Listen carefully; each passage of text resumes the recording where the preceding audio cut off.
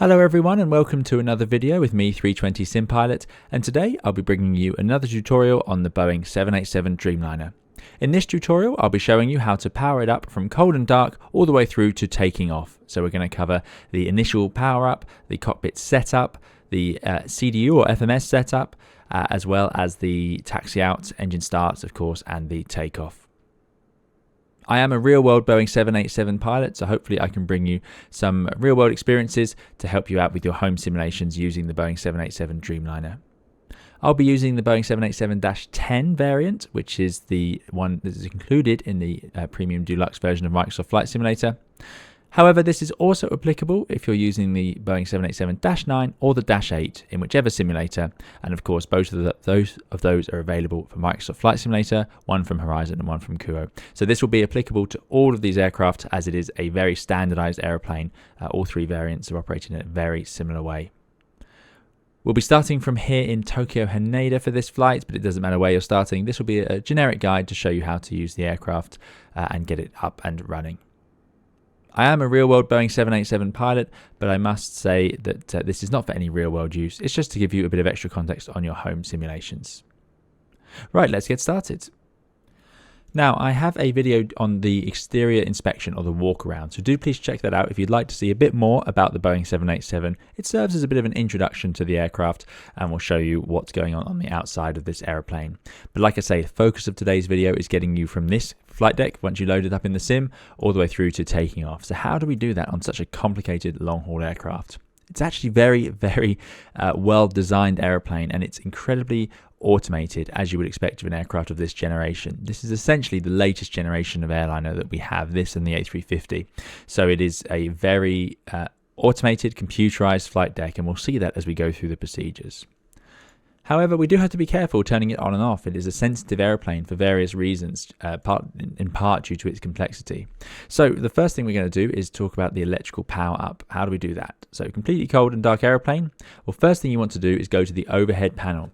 And as you can see from this seat, we have the panel right over us here. So this is the electrical panel on the Boeing 787. It is a highly electrical aircraft. It is has far more systems powered by electricity than any other aircraft out there, really, in the contemporary airliner category. First of all, electrical panel, battery. Let's put the battery on. That just clunks in and we get this.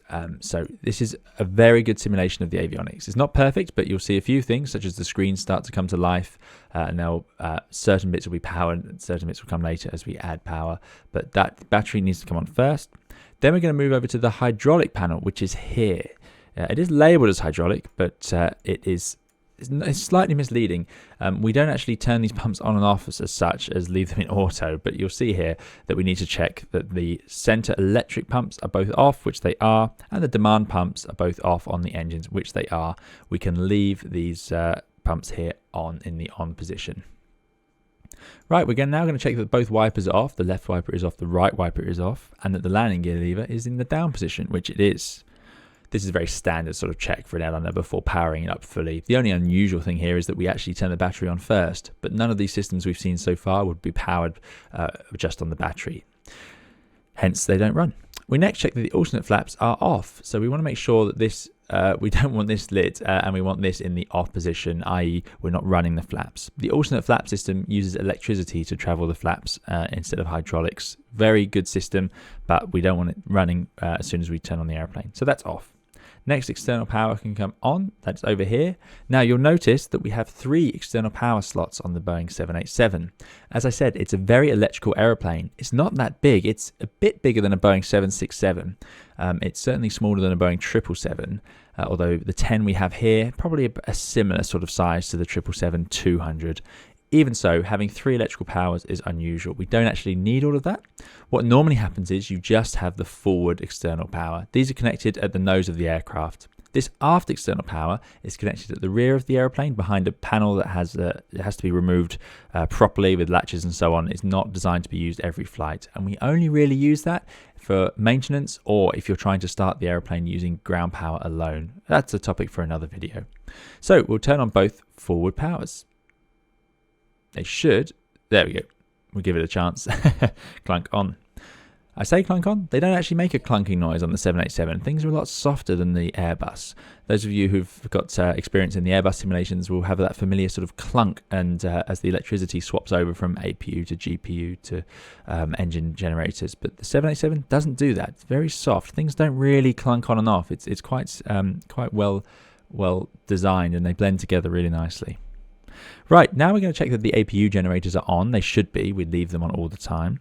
And then we have a few options. We can either start the APU, but we must wait 15 seconds for after turning on the external power if we're going to do that.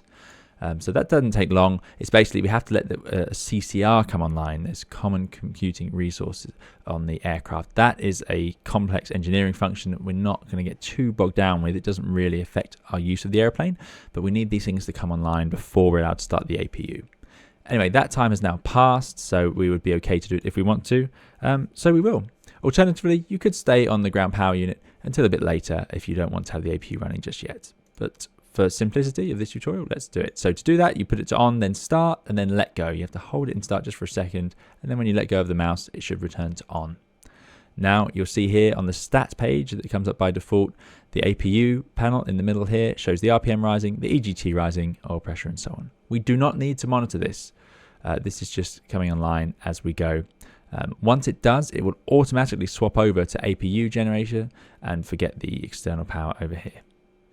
Now, one other option would be if you were going to use the APU, you could have just done the battery and the APU and forgotten about the external power altogether. It's likely in the real world in this situation, you'd have left it on the GPU for a bit longer and we'll start the APU closer to passenger boarding. We can't get any air conditioning until we run the APU. The ground power units can't provide enough power for that, which is an unusual thing to say because, of course, the air conditioning over here runs off electricity, not the bleed air from the APU or the bleed air from the engines. Very unusual. So, like I say, that would be an alternative. But we now have all the options available. But as you can see, APU is now up and running. Again, we wouldn't need to monitor it, but you can see here it's all running at 100%. So as a result, the APU gens have taken over. The external power goes back to available automatically. Okay, so now we're going to move on to sort of the very initial setup of the airplane. So we've given it power. Now we do the initial setup. The IRS is up here. There's only two, and we need them to be off for 30 seconds, and then we turn them on. So they can both be turned on now. As of course they were off when it was powered down. That 30 seconds would be if the airplane came in and was never depowered, which is quite common on a long-haul aircraft like this. It doesn't spend much time on the ground. It gets about, depending on the airline, it might only be 2 hours, which is not long if you think of the engineering functions, the amount of cleaning and so on it needs. So it tends to be powered up the whole time. So those go off for 30 seconds, then on. Now we come back to our status display, which is over here, and we need to check a few things. If you can't see this page, I'll show you how to get to it. You press Systems, and then you can see Stat. That is what we're looking for, and you can just click between these tabs. So just press Systems up here, and it will appear. So if you can't see it anywhere, that's how you can get to it. The screens are a complex part of this aircraft. For example, you could also bring it up on this lower panel here, on this side as well. You can even, if I was to select right and then System there, bring it up on that side as well. It's really amazing.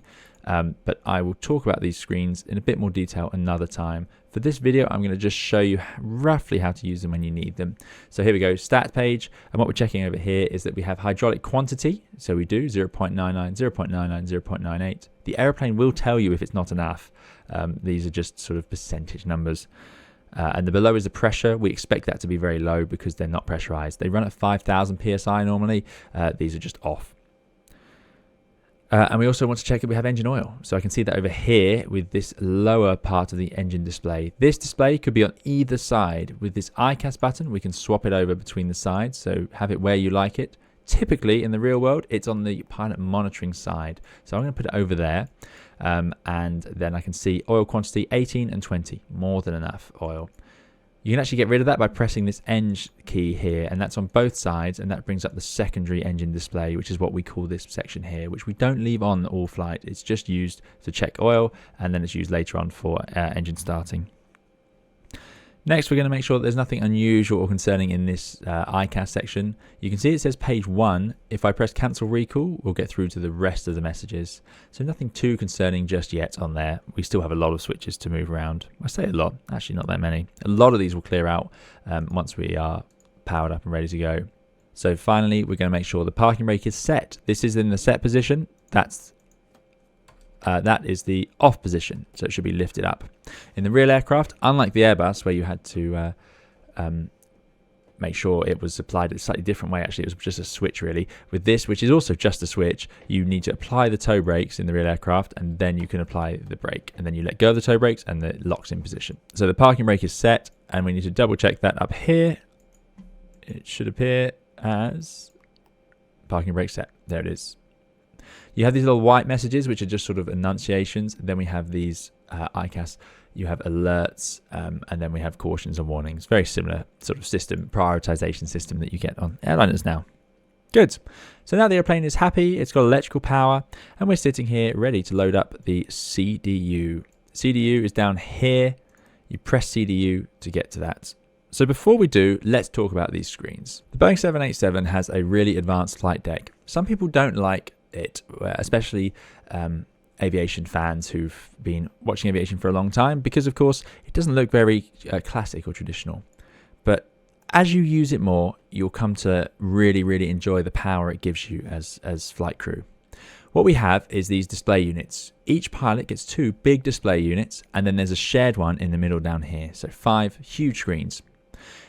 The PFD screen, the outboard display unit, is stuck. That is what it does. It is a display unit. It looks like this, and that's what it looks like all flight. The only real difference, the real airplane, this panel here should be on the right hand side of that screen, but there we go. These are inboard ones are much more flexible. As you can see, I've got this systems page up here. I've got the navigation display here. We've got the engine display here and another navigation display here. Down here we have the CDU. The CDU is like our FMS, our MCDU if you're coming from the Airbus. It is just the standard sort of thing.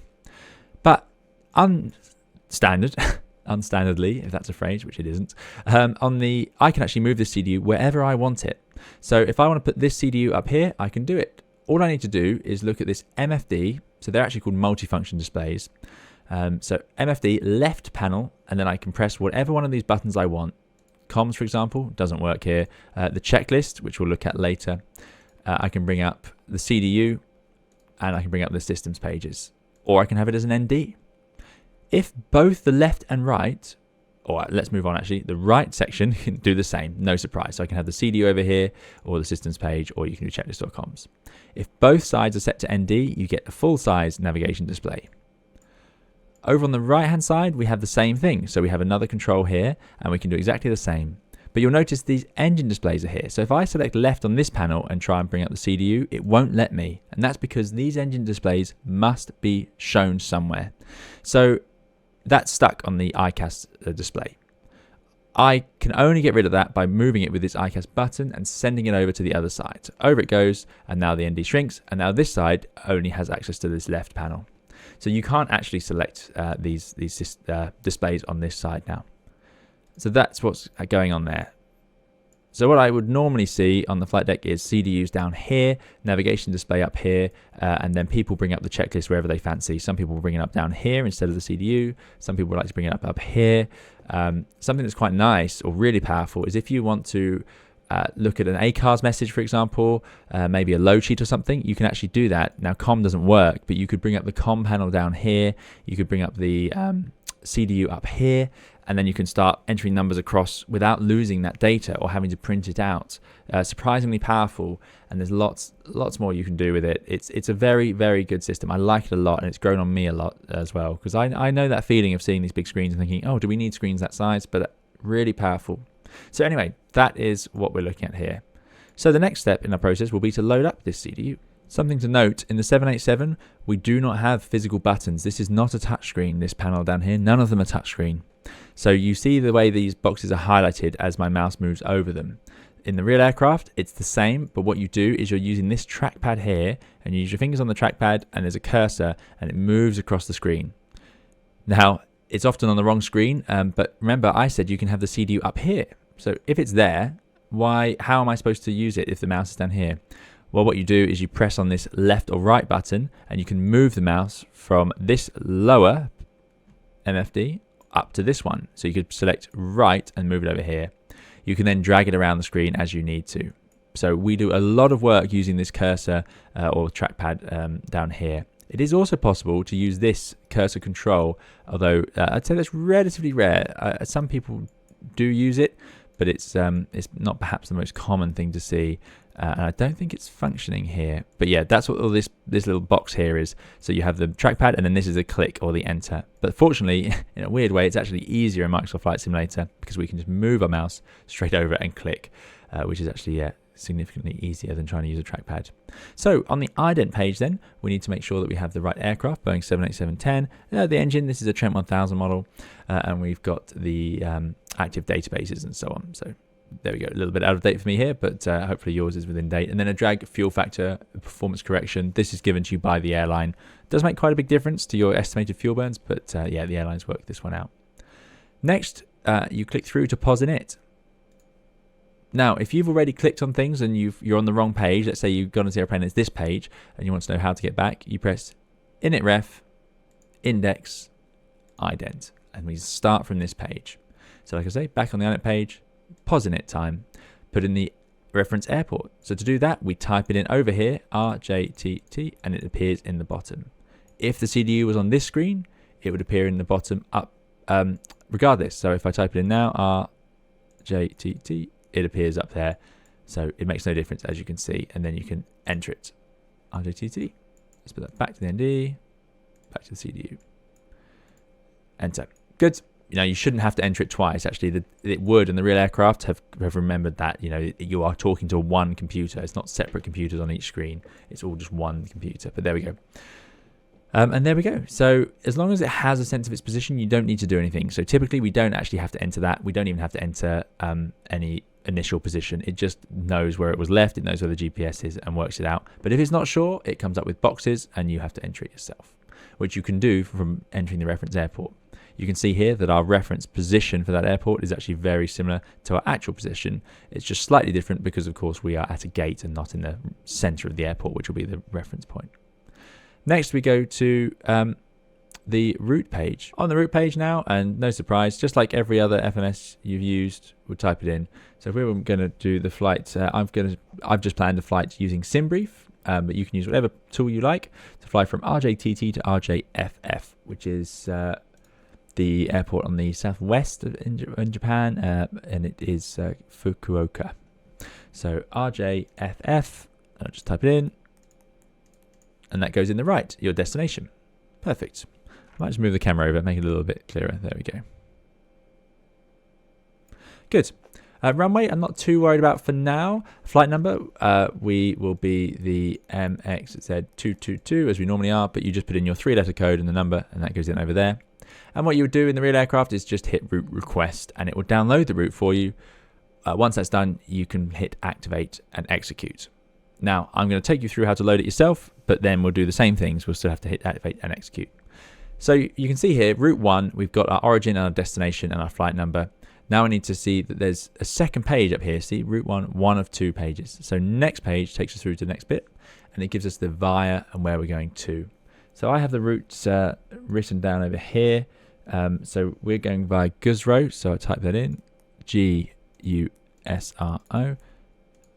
That goes in there, and it says direct, but we're going to load in a departure that actually gets us to that point. But anyway, Gusro, then the Yankee 20 Airway, which goes in there. Oh, not too many times. Now, if this happens and you want to clear something out, it's an interesting problem on the Boeing. You can't press clear as you would on the Airbus. It doesn't do anything. Clear just clears out the scratch pad. You have to press delete and then delete that point. So there we go. Yankee 20, and we're going to Kirin. That goes over there. Now, we do not enter the arrival at this point. This is a short route. Obviously, you could have more airways. If you just type in the waypoint, it will give you a direct to that waypoint, which is perfect. But yeah, we don't type in the arrival until we are already underway. The reason is we don't want the airplane to sequence itself wrong if the toga buttons are actually hit later on. There is a reason for it, something to talk about later. But for now, we just leave it blank. So Kirin is basically where we'll then join the star and arrive into our airport. So that is our route. Pretty straightforward for this one.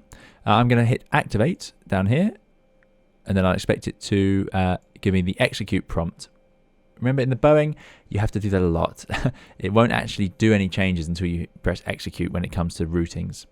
Activate, There we go. And it says modified. Do you want to modify route 1 with this modification? And I do. So I'm going to press execute. You can either press it here with your mouse, or in the real aircraft, you'd press this big execute button. Both work. Execute. And there we go. So that is the route in simple form. If you'd loaded it in, it would have loaded straight in, and then you would do the same thing. Activate and execute. You must do the activate and execute, or it will not work. Easy to forget, especially if you're coming from an Airbus. Next, we can move over to the perf init page. In fact, before we do that, let's put in the departure. So now you're going to go to the departure arrival tab. Performance will come in just a moment. So departure arrival, and then we're going to choose our runway for takeoff. So here's the chart of where we are. We're actually parked on the ground down about here. So we'll take 3-4 right on a Guzro departure, which means we're going to take off 700 feet, right turn round, TT502, lock up, TT503, Kamat, layer, and then Guzro. So pretty nice. Looks like quite a nice departure. It's basically circling out over the airfield. So as we go down here, then we can see that we need to choose the runway 3-4 right. It's not there, so press next page, and it's 3-4 right. This HUD takeoff option is for low visibility. Do not worry about that right now. So 3-4 right, ignore the HUD takeoff, and then our Guzro departure. My database slightly out of date, and you'll see it appear on the navigation display. So I can just zoom out. You can also go to plan mode if you like, but that doesn't work on here actually. Let me just see if I can select plan, not the checklist. Thank you. Yes, I can click on plan. There we go, and then zoom out. You can actually get to the plan using this dial here, but it doesn't matter. So there we go. Looks sensible, out, and then ends up at Guzro. So once again, we have the execute prompt. It's got it in, it looks right, it looks sensible to us, and I want it to become active, so I'm going to press execute, and there it is. And there you can see there's 3-4 right, up, round, and there's those waypoints we discussed, and off it goes. Good. So that's the departure arrival done. So that is our route for now. That's all we can really do to it. You can, in the real aircraft, load a route 2, not relevant for today. So we need to go to perf init. To get to perf init, you can either go to your route page and then perf init. As it's not loaded, it appears as a prompt. Or you can go to initref, and it should take you to perf init at this point because it knows that's coming up next. What we can do here is preemptively load a few things. We're just going to finish up loading the information we can at this point. We're going to do the performance a bit later on. That's typical of aircraft because we don't know exactly how many passengers we have, so we can only load in things here that we are aware of already. So things that we can be aware of at this point would be how much our reserve fuel will be, what we plan to fly at, what cost and X we want to use, things like that. So that's what we're going to enter. Now, your flight planning software will tell you how much fuel you need, but 50 tons, I can tell you, is more than we need to fly that short distance. It's only a block time of about just under 2 hours. So I'm going to lower that fuel figure down in the Microsoft Flight Simulator tool. Now, this is important to note. You can't tell the 787 how much fuel it's got. It senses it all the time. It draws the number up here. So this is how much fuel you actually have, even if it's in the CDU. So let's put it down. Let's go with 24 tons of fuel. Still too much, or 22.3. There we go. So yeah, you can just move the slider in here. The fuel goes as typical of an airliner. You want both the main tanks, and then you'll start adding center fuel after that. So as you can see, the aircraft is loaded correctly by Microsoft. As I increase the fuel load, it starts with the main tanks, and then it fills up the center tank. The center tank is significantly bigger than the main tanks. So next we're going to enter reserves. So fuel used, fuel sensed is there. Zero fuel weight will enter when we know the weights. Reserves fuel, let's put that in. So this is a figure that is the alternate fuel and the final reserve fuel. So it's the fuel you need to get from your destination to another airport in case you can't get to your destination. And it's the fuel you need to then hold for half an hour at 1,500 feet above that second airport. So that today, and again, your flight planning software will tell you, but my alternate fuel was 3.2 tons, quite a lot, and my final reserve fuel was 2.1. So together, that adds up to 5.3 tons of fuel. So I just put 5.3, and then it goes. Must get the decimal place. Good. Over here, cruising altitude, we're planning to cruise at 34,000 feet, so I can just put 340 over there. And you see it's a modification to the flight plan, so it wants me to execute it. Cost and X, we'll go with cost and X 100. This will be down to the airline, your cost and X, but it's a function, the higher the number, the faster you go. You can fly around at cost and X 0, and you can fly around at cost and X 150, 200. It doesn't make as much difference as you might think, but over a long flight it can. Fuel freeze temperature, we can't change in this aircraft. This is when it will just give you a warning that your fuel is getting cold. Not really a problem on the 787. Again, something for another video, but I've never seen the fuel get anywhere close to that cold. It's like a surprisingly insulated fuel tank, and the fuel just doesn't seem to get as cold as some other aircraft, including the A320. Cruise CG, that's something we'll update later, or once we are more aware of our weight and balance. It won't affect things too much. It's just a fine-tuning tool. A lot of the tools in here are designed to help us get the airplane at the absolute peak efficiency and the most accurate predictions. Step size here, ICAO, but we can actually change that if we want to 1,000 feet steps or 2,000 feet steps. This is where the aircraft will plan for you to climb. It's called a step because it looks like a step if you were to draw it out on a side-on view, but it's when you're flying along, you burn off fuel, you get lighter, so the optimum cruise altitude steps up. So you will be at 34,000 feet as we are here. Let's say that's all we could achieve because we're too heavy. Airplanes, when they're heavy, can't climb that high. As we fly along, we burn fuel, it gets lighter, we want to climb up higher to be more efficient. So the airplane will calculate all of that for us, but if we say ICAO, it'll do a different step margin. So it's not uncommon to change that to 1,000 or 2,000 feet, something like that. But we'll leave it today, we're not planning to step. Next, in the thrust limit page, it does sense the outside air temperature, so that looks sensible to me, 15 degrees Celsius. The rest of it we'll leave alone until we do our performance. Same for the takeoff page. So this is now loaded. This is our CDU loaded. We have a route. We've done some of the basic performance or basic initial data, and next step will simply be to run the performance numbers. So you're probably thinking, well, why haven't we done anything else with the airplane? There's lots of these amber cautions still showing, all these messages from the airplane. So what do we want to do about that? Well, we have a load of work to do on the overhead panel. So what we're going to do now is move on to do that. First thing is to go down to your EFB and press initialize flight. Doesn't really do a whole lot, but you are supposed to do it. So you can initialize the flight down there. It would in the real aircraft then change to a closed flight prompt, but we're going to have it initialize. This is to do with if you're using more the electronic tech log built into the electronic flight bag, stuff that isn't really relevant to our simulation. I'm also going to now move over to the overhead panel, and we're going to carry on with the flows. So these flows start at the back up here, and then they move down like this. So we start back down to the front. So first of all, flight control surfaces, tail and wings should both be in the norm position. We want to see heading reference in norm as well. It could be set to true in the real aircraft, but we want it in norm. IRSs are already aligning. Primary flight computers should be in the auto position, so the switch guarded and closed, no warning light here. We've already talked about this electrical panel, but we want it to see pretty much like this. IFE, that's the in-flight entertainment for the passengers, should all be on. Cabin utility on. Battery on. APU is now on with the gens. External power showing available, which is fine, but it may still be on if you were using it. Down here, we want to see that the drives lights are all lit and the off lights are lit here, but that they are all selected on. These are the engine generators. We want them to be on when the engines start up. So they are ready to go, but they're showing us warning lights because they're not running. HUD brightness to be adjusted to your liking, something for us to talk about later on. Wiper off, and then we can change the lights over there. Back up here, battery switch. This is to do with towing the aircraft. If we were going to tow it, this would tell you how long you have left on your battery. So yeah, quite a cool feature, but not something we use day to day, and we don't need towing power as a result. Flight deck door power, that just goes on.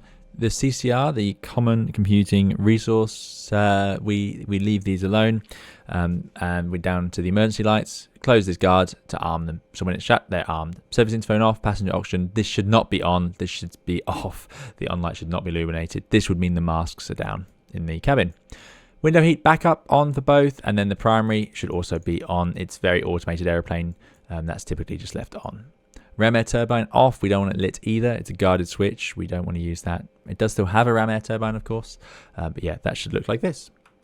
Down on the hydraulic panel then, these should all be in the off position, and these primary pumps should be in the on with the full light as well. Next, we have the passenger signs.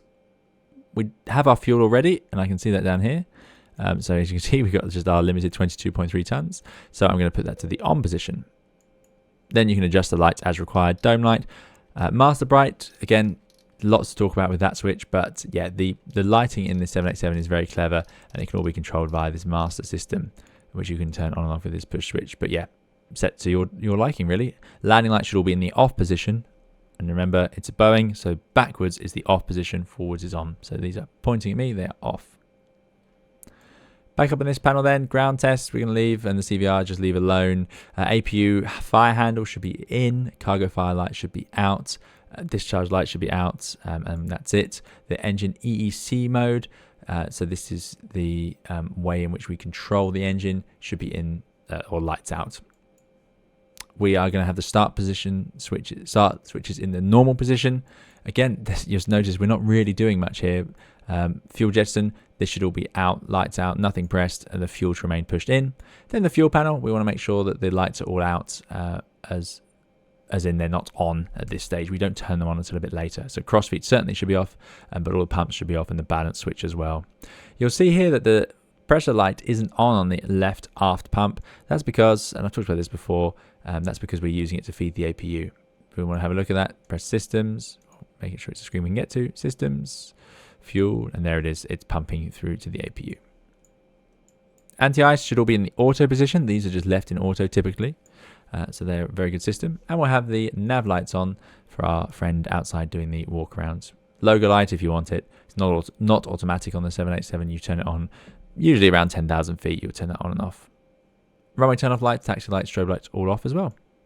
Back up here, ELT in the arm position, humidity you can have on. There's lots of different buttons that can be fitted around this part of the airplane. This has the forward cargo air conditioning, not fitted to all airplanes, but this is in the active position. Even though it says off, it should come on later on.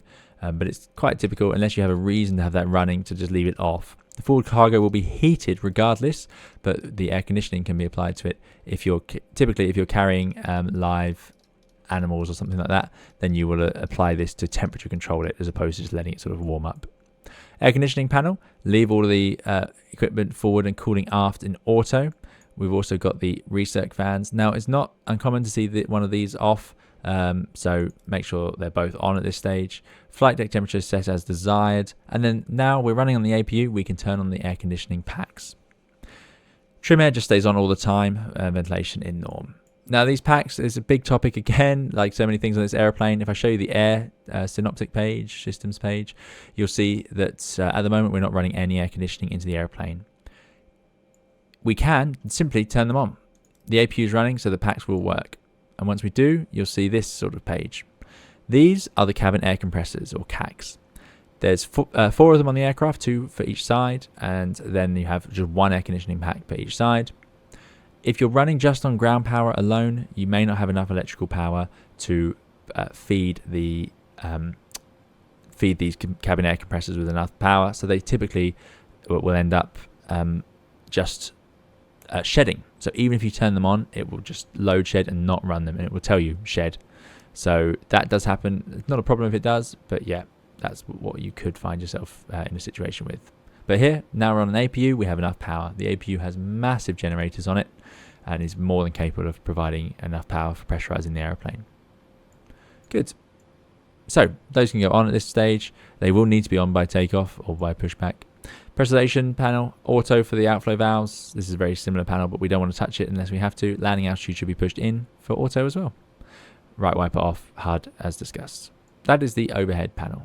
Back in the seat now, and you want to go from the left to the right. So we test our oxygen mask. It's not featured in this simulation. And then we're going to move over. We can adjust the brightness of our displays. So this backward dial is typically left in the 12 o'clock position. And yeah, the front dial quite often are turned up like that. So that's quite accurate. I like that. Let me just get rid of the yoke. You can just click on it to remove it. The back dial does the brightness of the screen, and then these do the sort of the details. So like the weather radar or terrain showing on this mini map or on the navigation display.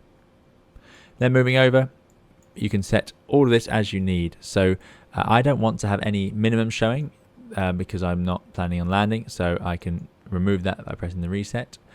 FPV is the flight path vector. That is the little bird, we call it on the Airbus. I don't want that showing, so I'm going to have that off for takeoff. Some people might have it on. And meters, we're not flying around in meters, so I'll leave that off as well. Over here, we can set our QNH, either in hectopascals or inches, and then you move this little dial to scroll it to set your QNH. So today it's 29802 or 1013 hectopascals. You can press it for standard. If it says standard, just press that again to set it back to what you want. You want to make sure the WXR button is not pressed, by the way. That should not be showing anywhere. If it is pressed, it would show like this with WX written on these screens. On both sides, that should be off because that means you turn the weather radar on. So just press it again to turn it off. Traffic I will have displayed, and I will have terrain as well. The terrain is not a radar, so you can have that showing now, not an issue. Moving over, we can set this as we need later on, but what I will do is turn on my flight director, and that brings on the other one automatically in this simulation. I'll make sure the auto throttle arm switches are on, so they should be in the up position, and the autopilot disengage bar is in. That should be like that. We're not going to touch anything else until we do the performance, so that is all to be left alone. Now we're just going to set up the last panels. So we want to make sure that our standby instrument shows this right QNH. We want to make sure the landing lever is indeed down and the alternate gear is in the norm position. This is the alternate gear extension, which we're not going to be using, hopefully. We can set the auto brake now, one click left to RTO, rejected takeoff. So push that down there. Once the auto brake switch is in RTO, move down to your display, press checklist, and you want to click resets at the top, and then make sure you're in the right version of the checklist, which we are today, and then press reset all, and that just prepares it for the flight, and then you can get rid of that page. You would also initialize your ACARD system or make sure that's up and running, and there's a few more sort of long range things that we would perhaps set up at this point, but there we go. Moving down, as we're going to be flying the airplane, we'll do the flight controls that we're interested in. So speed brake should be down fully, thrust levers or throttles at idle, fuel control cutoff off, stab trim cut out in the norm position, and the flaps in the up position, and the reversers down. We also want to make sure the parking brake is set, the alternate pitch trim isn't in use, and that this alternate flap system is not selected on either. Again, not really modelled here. Moving down, we have the comms panels, which are these three. So we're going to be using this one. This is for the first officer, and this is for the observer, or a third panel, which you sometimes is left on another useful page, for example, the sat phone. You could leave it on transponder, I suppose, as that's the page that's working. And I'll have this side on VHF and this side on VHF as well. To change frequency, you simply type in the frequency and enter it there. In the real aircraft, it would go active, and the active would go to standby. But in this simulation, it goes into the standby, so we can press the transfer and it pops over to the left-hand side. And there we go. There is more to talk about on this panel, but I won't go too far into that right now. The transponder is here. We want it in standby, but we can set the code down here. So if we had a code given to us of 1234, that would be entered there, and then it's ready to be moved over. TCAS can go to above for the climb out if you like. Doesn't make too much difference on TCAS. In fact, here it doesn't seem to be working, but that's how you would change it. On this panel, we can select how we want to listen and talk to other aircraft. So to select one to talk on, you click it, and it goes white in this simulation, and that means we are transmitting on that. But to listen, you can actually, on the real aircraft, select any of these, and a little green light means you're listening to that channel. But that's not available in Flight Simulator. Otherwise, rudder trim should be at 0, and it will be, and it will appear as 0.0 up here on the ICAS display. Let's move the camera down, and the flight deck door system and the printer aren't really relevant for this tutorial, nor is this panel here. So that's it. That is the aircraft almost set up. The last thing to do now will be get the performance done. Performance is yet another big topic on the 787 for various reasons. The 787 is designed to be efficient, so it aims to take off with the least thrust that it can use. This saves on noise, engine wear, and fuel and emissions, so it's a win-win situation. It can also help increase the reliability of the engines, because if they haven't been run at that high power, they tend to be a little more stable.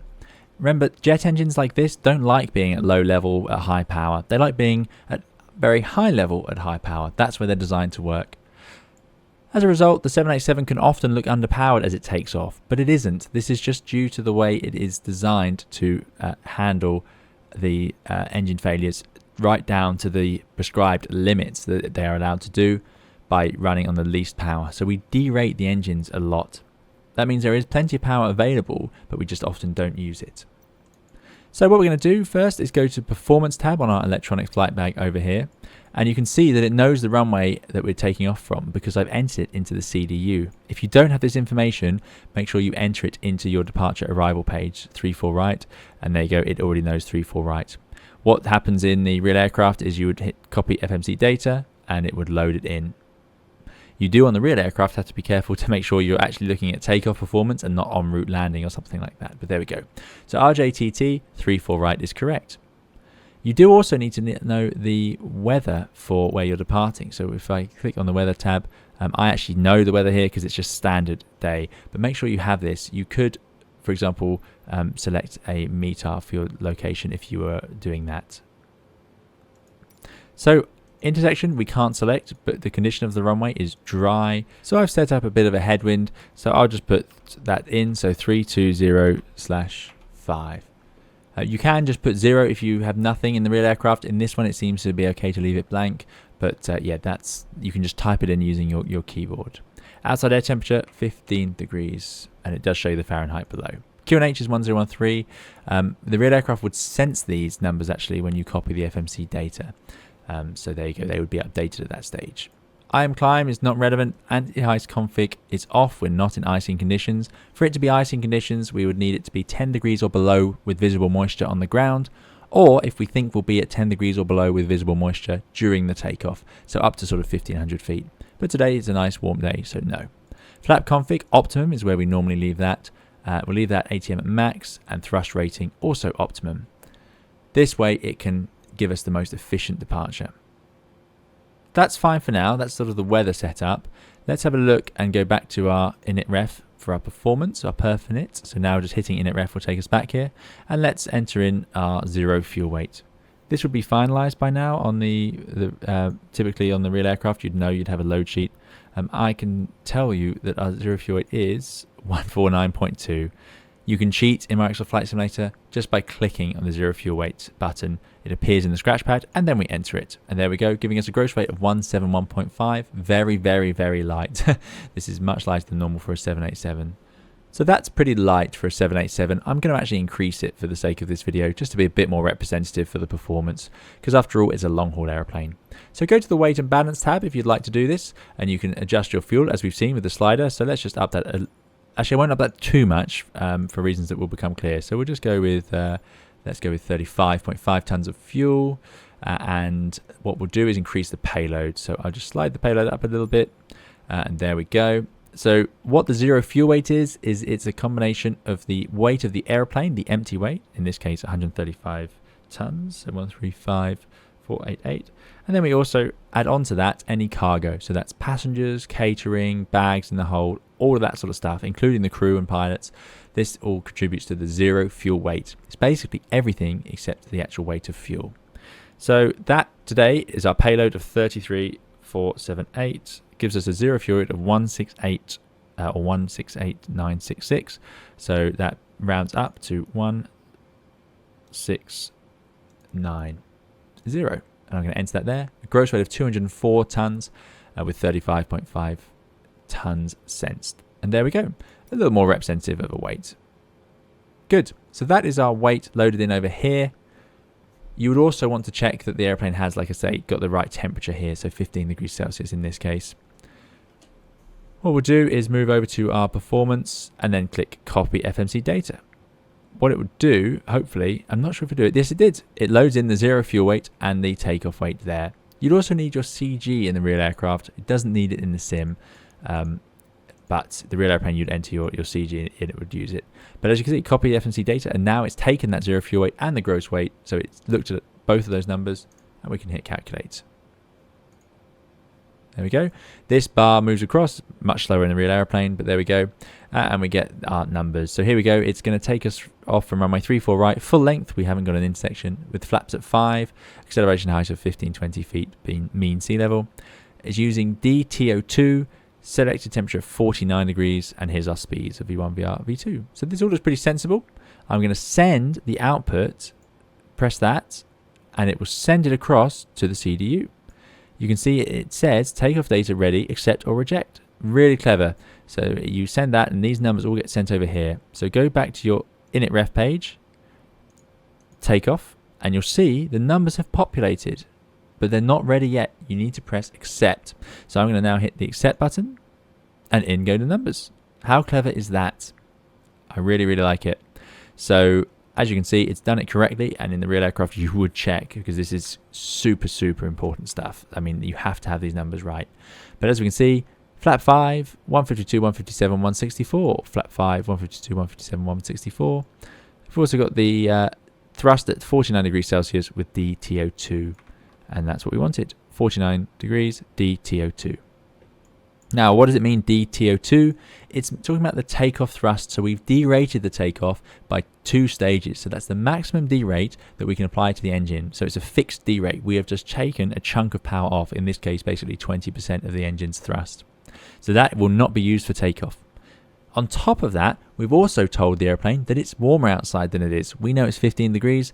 We're telling the airplane it's 49 degrees because we're actually still not that heavy. This plane could take off at probably another 50 tons on that easily. So what we're doing is we're just telling it it's even hotter, so use even less fuel. The CG, I will enter it here. It depends on the airplane, but we'll just go with 22 CG, which gives us our trim for the takeoff. You do want to know that really based on how it's loaded in the real aircraft, but it's not so easy to do in Microsoft Flight Simulator. So now we've done that, we've got our trim, we've got our speeds, we get the message FMC pre-flight complete. And that is telling us that the airplane is now happy. It thinks it's got all the information it needs to take us through to a takeoff. Some other things you'll see though is that you want to check that this has actually spoken to the airplane properly. So have a look at your ICAS display and you'll see DTO2 and 49 degrees up here. So that's giving us that TPR number, which is the takeoff TPR number we're going to be using, 67.5 today, and that's the turbofan power ratio. So yeah, that has come across correctly, which is good. Also, we need to put the V2 up on the mode control panel. So the V2 is 164, so I'm going to wind this to 164. There it is. I'm going to make sure the heading is correct for the runway, so we're taking it from runway 34. And I'm going to put the stop altitude in the window. So this has a stop altitude of, let me just make sure we get it right, from 34 left, right. It's got lots of different altitudes, so it come from air traffic control actually. So I'm just going to put the first above. I'll just put 5,000 feet in for now. But this will depend on your air traffic control clearance. So that's 5,000. Also, it's important to put in LNAV and VNAV mode. So you arm them by pressing them there. And you'll see on the PFD, we have them armed in white. And you can see a good check is that you've got your V2 here, then you've got your LNAV, VNAV armed, the TOGA modes active for takeoff, and then the 5,000 feet stop altitude there. And that is the sort of key information for our performance entered. You would now also run a brief. Typical airline brief, so it would be as it was on short-haul aircraft or the Airbus, but what we're going to be doing is just running through the sequence of events we expect to happen, how we're going to taxi out, things like that. I'm not going to do it with you today because, of course, I'm going to be talking through it as we go with you. But what we will do is get the airplane set up as I would expect. So we have a navigation display over there. And what you can do is wind the range all the way down. And it goes down to this amazing range of 0.5 nautical miles. And this gives you the map of the airport. The real aircraft, this will actually show you the names of the taxiways as well, but still a pretty cool feature. So we're going to taxi out and head down this taxiway for a full length 3-4 right departure and then take off in that direction. Great. So what we'll do now after the brief is let's run through our pre-flight checklist. So if I hit checklist and we want to go to the normal pre-flight checklist, it would do that automatically. Anyway, pre-flight checklist is parking brake set, fuel control switches cut off. So parking brake is set, the control switches are at cut off here. So you can see it says checklist complete. So that's done. That's all you need to do. What's really important on this aircraft to remember, this checklist does sense what these switches are in. So in this case, there was nothing to do, but you must make sure it gives you that message, checklist complete. If that message is not there, even if you see lots of green, you need to be concerned because something's missing. It's not happy until it says checklist complete. What you don't actually do on the real airplane is necessarily have to read all of these out depending on the airline SOPs, because of course the airplane is sensing them. What you would now do on the airplane is you do not need to press any other buttons. You would just go back to the CDU. It knows which stage of flight you're in, so it should bring up the correct checklist, and it will also warn you if you haven't done a checklist. However, how accurate that is in this simulation, I don't know, so I will be showing you when you want to run those checklists. So all we've done now is a pre-flight checklist. Next step would be, of course, to get your permission from air traffic control to start engine and pushback. Before we do pushback, we need to do what's called pressurizing the airplane. This wouldn't be done until the tug is connected, although in this case it's not quite connected. But this is a traditional thing from aircraft where they would turn on the hydraulic pumps at this stage. You'll notice the flight controls are all sort of smooth with the wings. That suggests this airplane is pressurized, but it isn't. They do sometimes droop at different angles, but in the real aircraft they would be drooping around at this point, blowing with the wind a little bit. So yeah, it's time to pressurize the airplane, and then we can go for our push and start. To pressurize the airplane, we do a little flow. What we're going to do is turn on the hydraulic pumps. I say turn them on, we're going to put them to auto, so they won't actually do anything. We're not really pressurizing at all until the engines are running, but we can put them all to auto. There we go. A couple of the lights go out. Airplane's in a happy place. Next, fuel. We want to turn on all the fuel pumps that are applicable. And why do I say applicable? Well, we only want to turn on fuel pumps for tanks that have fuel in. So I'm going to turn on the main pumps, the main tank pumps, all 4 of those. But the center pumps I'm going to leave off because we don't have fuel in the center tank. It would actually tell us here, it would say fuel in center. And I've checked, this airplane does do it, this aircraft in Microsoft Flight Simulator. So if you get an amber message here that says fuel in center at this point in the flight, you would turn it on. Another way to know that is you'd have fuel in center, fuel amber here. You can see we've got 1.7 tons. It's just not enough to need the center pumps on. That will actually get scavenged out during the flight. So if this number was amber in the middle here, or it said fuel in center, then we would turn on those pumps as well. So for now, just these main tank pumps is all we're going to use. Next, we're going to turn on the beacon. That's the red light on top and bottom of the aircraft, which alerts people that we're about to start engines and the airplane is getting ready to go. Then we're going to press the recall button. I'm going to make sure we just have 4 warnings. That's all we should have at this stage. If there's a 5th one, it needs to be addressed. It may be fuel in center tank, for example. Could be something else. It means there's a problem or you've missed something. So we're looking to see the hydraulic pressure warning, engine shutdown, TCAS off, and the fuel pressure, which makes sense. After all, we haven't started the airplane. Finally, we move down, we set the transponder to transponder, and then the last bit is to put the trim into the position. So as you can see, we're outside the green band. We have 8.5 units, we need 5.5. So I'm going to run the trimmer in the correct direction. That's the wrong way. It needs to go nose down, as you can see, and it will go green, and we just set it to 5.5. Now there is an interesting quirk of this system. If the green band or this arrow is at the very tip of the green band, then you might want to run outside of the green band and then trim back towards it. That's something Boeing recommends you do to avoid a spurious warning. But there we go, 5.5 matches. That's not right on the edge, so that's fine. And that's it. Next we'll do the before start checklist. So back to checklist, and here you go. It's, as I showed you earlier, it's automatically brought up the next checklist at the correct stage, which is the before start. So flight door closed and locked, it has sensed passenger signs. They are on, but it hasn't sensed it. So we can now see what we need to do. We need to select it ourselves and tick it. So we know they're done, they are done. MCP, we want to see V2, and we do, 164. Heading track, we're in a heading of 340, and we've got an altitude of 5,000 for our stop altitude, so we tick that. Takeoff speeds, V1, and I can see that if I go over here, V1 of 152, VR 157, V2 164, so that's ticked. CDU pre-flight completed, it says CDU pre-flight complete, and then taxi and takeoff briefing completed as well. And then it says, as you can see before start, and it says checklist complete. Now this is interesting, use of the screens, but remember this checklist would normally be done by pilot monitoring. So as I would be flying the aircraft on this side, then I would have the takeoff ref page on my side. But there we go, we're just being practical here. So that's the before start, checklist is complete, and all I'm going to do now is go back to the CDU, and it will go away and then bring back the next checklist when we want it. So now we talk to air traffic control and get our pushback clearance. Once the pushback clearance is given, and you know where you want to go, then you can simply wait for the ground crew, tell the ground crew what you want, and then we're going to just release the parking brake. So I'm going to call the pushback tug now, and we'll just get going.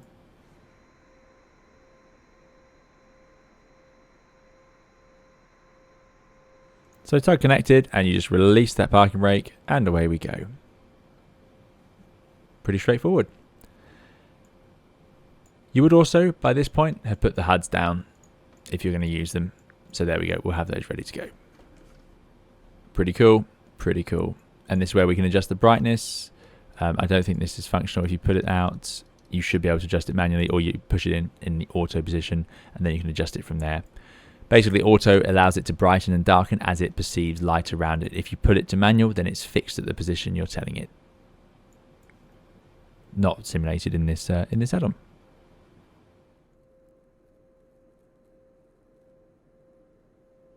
pushback is now complete. Oops, that's going to happen a lot. So we can set the parking brake. That is set, and then the ground crew will disappear and the tug will move away. We'll just make sure that is happening.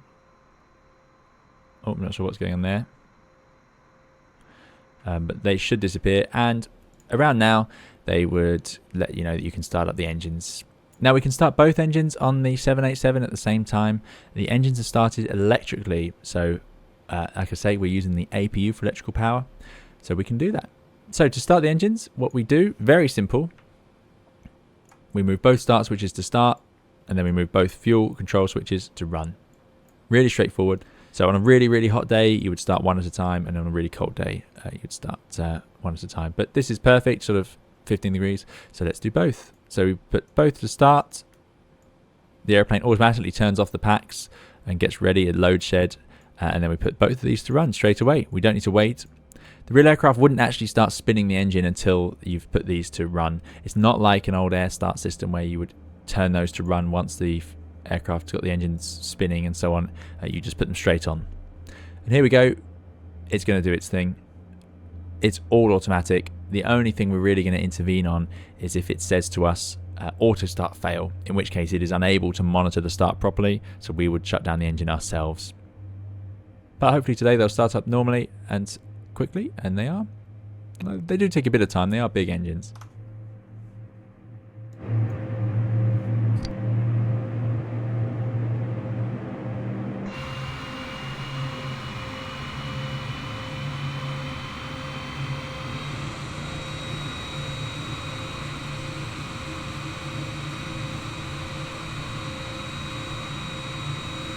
And there we go, engine's running. The engine display says running down here, so that's a good sign. And what happens is these switches click back to norm on their own. So that's all done. The aircraft's now up and running, and we've also had the tug disconnected and disappeared. So now the engines are running, we go to a little flow, which starts on the overhead panel.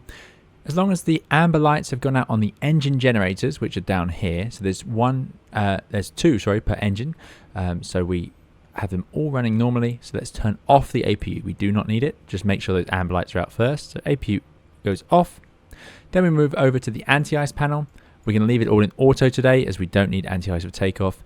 If there was moisture and it was 10 degrees or below outside, we would turn the engines to on for the taxi out, as they are in auto, but that only functions in the air. Once we've done that, we then move down and we select the flaps we want for takeoff. Remember, we're going for a flap 5 takeoff, so I'm going to move the flaps. They go from 1. There's a little catch there, so you have to go 1 and then 5 like that. You can't skip straight to 5. Always check on here that it does say 5 and it is traveling towards it, and there we go. We have now got flaps at 5. Then we're going to go and remove these secondary engine instruments. We no longer need them. So I press engine and they're gone. And finally, we just press recall to make sure all the cautions lying underneath show up. Now there's only one, which is TCAS, which is good, and that's normal. And we're going to leave the TCAS caution there. It will go away when we set TARA, T-A-R-A, but we'll do that later on. So there we go. Once that's done, we can now make sure that that's going to happen a lot. Make sure the ground crew are all clear. You've definitely waved them off at some point in all this. And once they're moving away, we'll do the flight control check. Now, unlike the Airbus, we do not need to monitor the flight controls on the systems page. If I press systems, flight control, you'll see that there is a page. It does function, which is, again, really impressive for a default aircraft. I absolutely love it.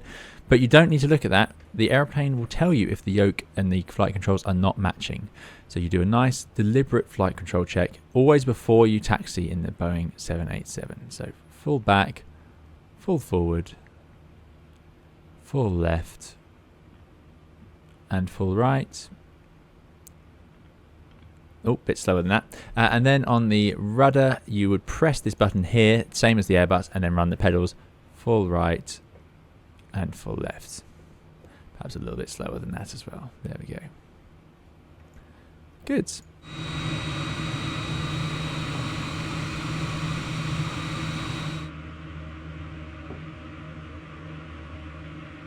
We have another checklist we need to do now. So we're going to go and let's bring it up on this navigation display just to prove my point. So on the right side of the MFD, I'm going to press checklist, and here we have the before taxi checklist automatically. How brilliant is that? Before taxi checklist, anti-ice, we are leaving it in the auto position, so I'm going to tick that. Recall is checked, we just have TCAS.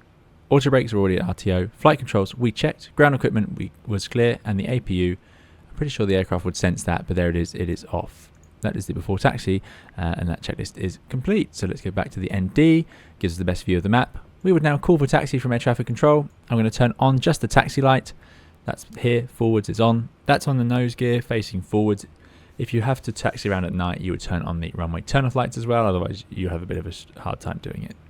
Good, we're now ready to go. Simply make sure it's all clear all around. We're going to make a hard left turn. So I'm going to release the parking brake. There it goes. And then I'm going to just expect to need a little bit of thrust to get moving. The 787 at these weights generally doesn't get moving on its own. No more than 30% on the N1. We don't want to put too much jet blast behind us. Ideally below that if you can. Just the minimum power you can use really to keep the airplane moving. But taxiing out here, it's going to be tricky with a tight left turn like this. So you're going to need a bit of thrust. Maybe a little bit of asymmetric. But again, keeping those N1s down. Those engines are big, and you can imagine the jet blast out the back will easily, someone standing here would be feeling the blast from us even at this power setting. By the way, there's that taxi light just on the nose facing forward, so not much good at night if you're trying to do a turn like this. It's a bit more power needed. I think in general the ground handling of the 787 in Microsoft Flight Simulator is very good. You would need a fair bit of power. You may even need the full 30%. It's not, again, an actual limit as such, as just a sensible look after the people around you sort of thing.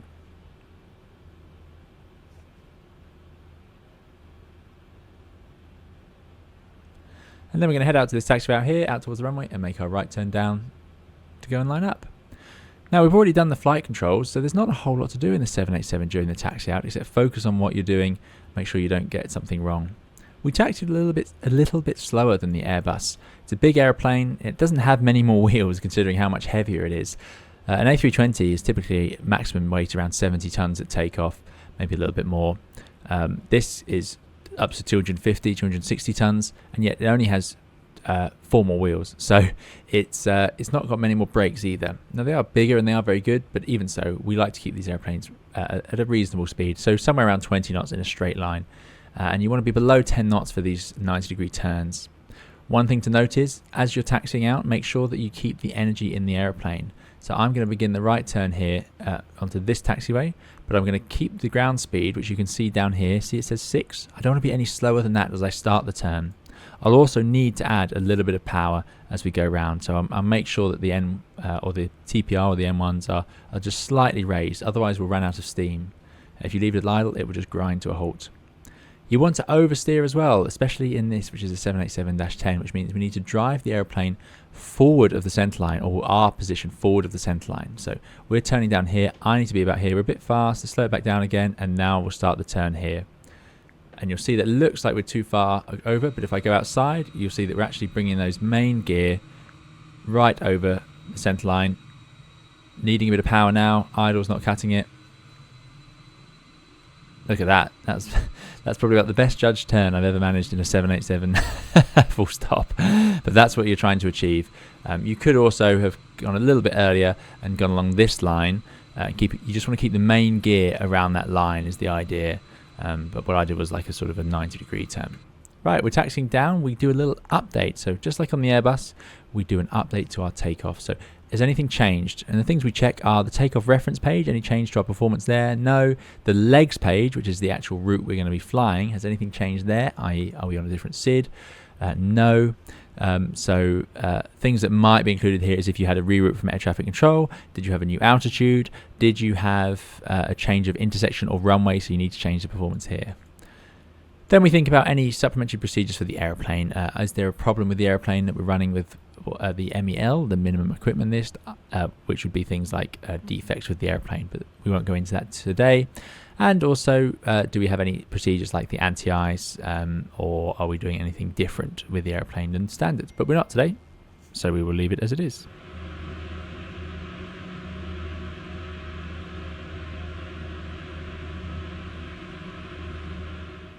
It's worth noting that you can actually see your ground speed in the HUD. It's down here, GS19, about as fast as we want to go.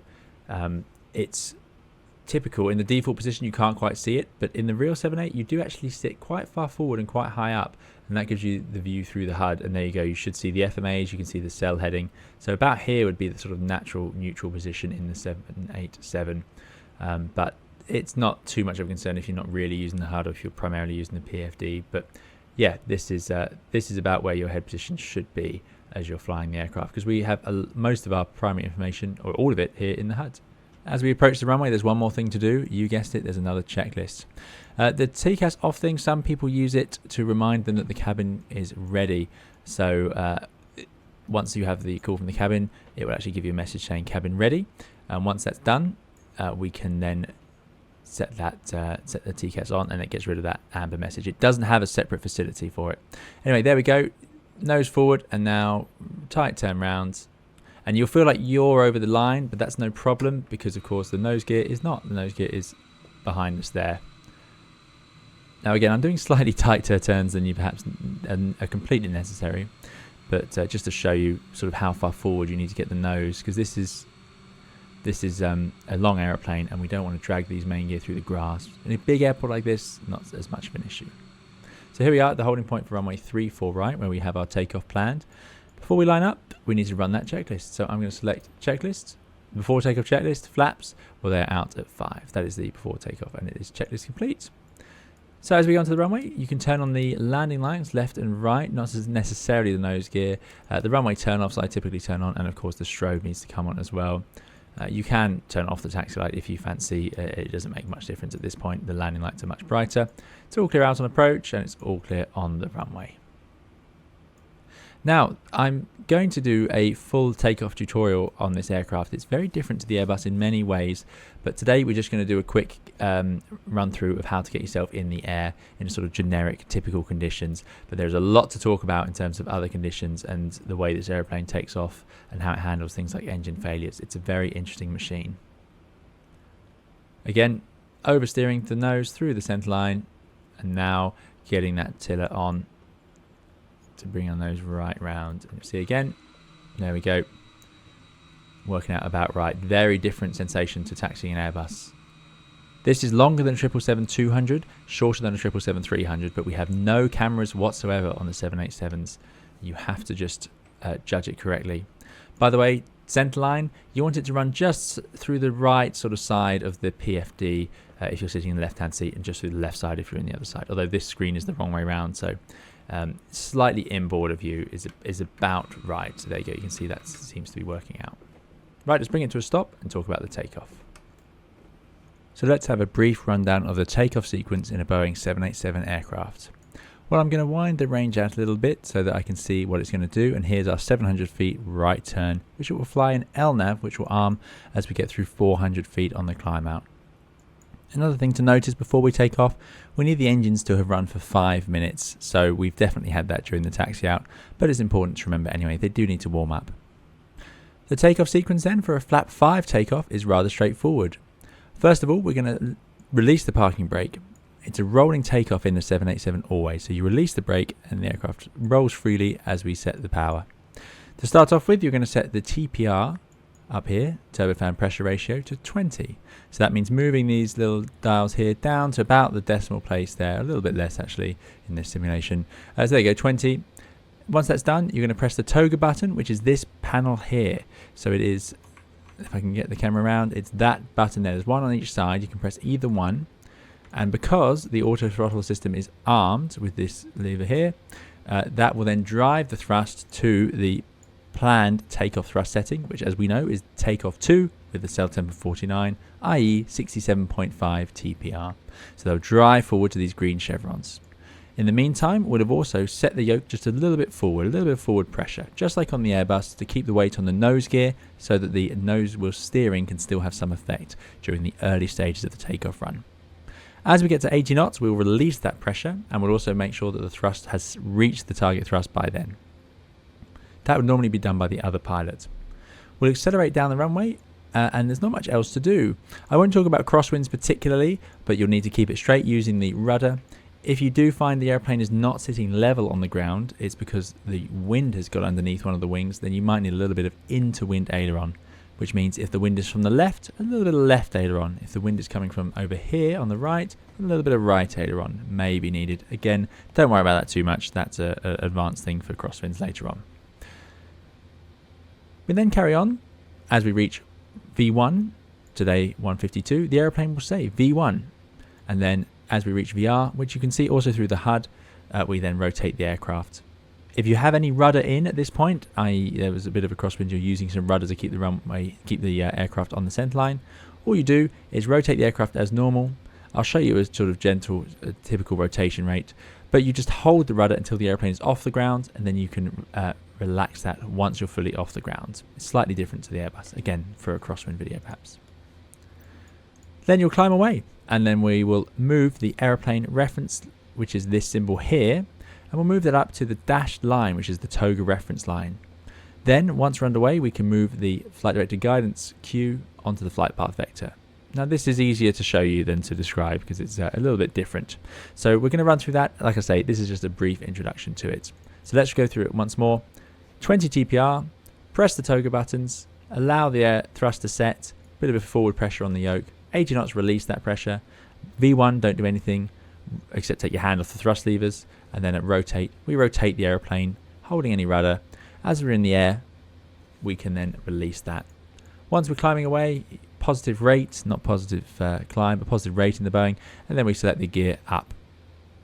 We're taking off flap 5, so we'll then see the speeds appear on the speed tape, and we'll retract them in this order. We'll go from flap 5 to flap 1 once we're above the 5 speed. Again, I'll explain this as we go, and then we'll go from 1 to up. If you're using an 8 or 9, or you're using a different flap setting, more importantly, then let's say you took off with flap 17, then you would go from 17 to 5 to 1 to up. If you're using 18, it would be 18 to 5 to 1 to up. So important to remember, it basically always goes via 5, 1 and up. Right, let's give it a go. So I'm going to release that parking brake. Okay, so we're going to set 20 TPR, allowing the aircraft to roll, bit of forward pressure on the yoke, bit more power needed. Just up the volume a little bit so you can hear the engines. And that's stabilized. Let's push the toga button there, and you'll see the modes change to thrust ref, which means it's driving the thrust to that reference thrust of 67.5, and away we go. 787 with this low power takeoff is pretty gentle on the acceleration. Thrust is now set, so that's good. That's happened in time. Using the rudder to keep it straight, and you can see that dashed line. That's 80 knots, so the yoke is now in the neutral position. Just keeping it straight with the rudder. It's a little bit over responsive. Again, that we know that the runway physics are a little bit grippy in Microsoft Flight Simulator. V1. There, the airplane goes out and rotate. So now I'm going to rotate the nose, nice and gentle. Let the airplane gently get itself into the air. Airplane reference symbol up to that dashed line, not through it. Hopefully, there we go. Trying not to go overshoot it. And now we're climbing away. I can move the flight director guidance cue, which is this little circle. That's the guidance cue. And I'm going to move my flight path vector onto that cue. There's 700 feet. It wants me to turn right. So you can see what I'm doing. Positive rate, by the way, the gear should come up. So I'm moving that bird on towards the circle. It's a little bit unintuitive at first, and again, that is a video all on its own. And around the corner we go.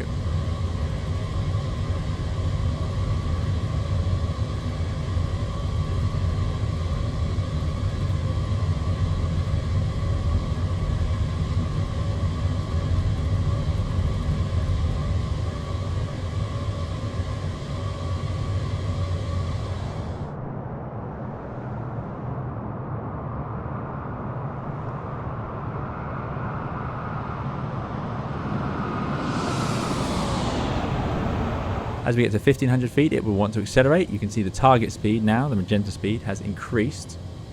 So I'm going to put it in the autopilot to show you properly. So there's the autopilot. You'll see the modes now are thrust ref, LNAV, VNAV speed. So we're still at takeoff thrust, and we're in LNAV, and it's climbing in VNAV.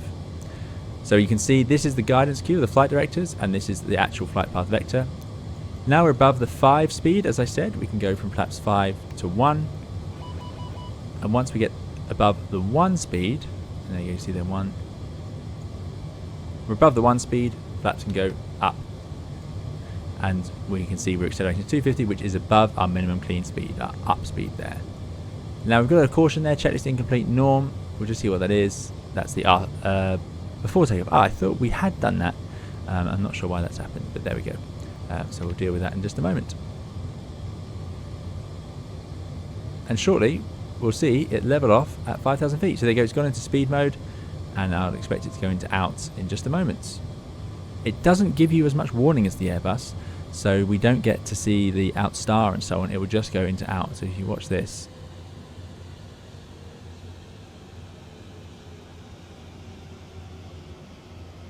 it goes directly into out, a little bit earlier than that in the real aircraft, but there we go, VNAV out. And here we go. That was a takeoff. We are now flying that departure in our 787. How cool is that?